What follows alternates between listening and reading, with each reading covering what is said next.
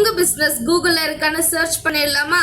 ஒரு ப்ராடக்ட் நீங்க செல் பண்றீங்க, இல்லாட்டி ஒரு கம்பெனி வச்சிருக்கீங்க, உங்களோட கம்பெனி கூகுள்ல சர்ச் பண்ணும்போது வந்துச்சுன்னா உங்களோட பிசினஸ் கூகுள் மை பிசினஸ்ல இருக்குன்னு அர்த்தம். சோ அதுல நீங்க டாப் 3ல இருக்கணும். டாப் 3ல இருந்தாலுமே கூட கண்டென்ட், ப்ராடக்ட், சர்வீஸ், லோக்கல் எஸ்இஓல கீவேர்ட்ஸ், அப்புறம் பேக்லிங்ஸ், இது எல்லாமே ஆட் பண்ணணும். அதெல்லாம் உங்களுக்கு பண்ண தெரிஞ்சிருக்கணும்.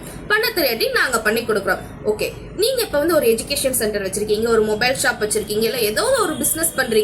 Nearby education centre, nearby mobile shop, nearby ஏதாவது உங்க பிசினஸ் ரிலேட்டடா சர்ச் பண்ணுங்க. அதுல உங்க பிசினஸ் வந்துச்சுன்னா ஓகே, வராட்டி உங்களுக்கு கூகுள் மை பிசினஸ் இல்ல நம்ம கிரியேட் பண்ணணும்.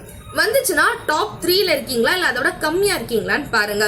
டாப் 3ல இருந்தீங்கன்னா உங்களுக்கு கண்டென்ட், ப்ராடக்ட், இது எல்லாமே டெய்லி ஆட் பண்ணணும், கீவேர்ட்ஸ் ஆட் பண்ணணும், பேக்லிங்ஸ்ல ஆட் பண்ணணும். அப்பனால இன்னும் கொஞ்சம் பூஸ்ட் ஆகும். அப்படி இல்ல அப்படின்னா நீங்க ரொம்ப கம்மியா இருந்தீங்கன்னா சோ இது எல்லாமே பூஸ்ட் அப் பண்ணி நம்ம டாப் 3ல வந்துடலாம். இதெல்லாம் எதுக்கு, இதெல்லாம் யூஸா அப்படின்னு கேட்டீங்கன்னா கண்டிப்பா யூஸ். ஏன்னா நம்ம ஏதோ ஒரு விஷயம் தேடும் போது நீங்க டாப் 3ல வந்துட்டீங்கன்னா உங்களோட சேல்ஸ் இன்னும் கொஞ்சம் இன்க்ரீஸ் ஆகும். இது எல்லாத்தையும் தான் லோக்கல் எஸ்இஓ அப்படின்னு சொல்லுவாங்க.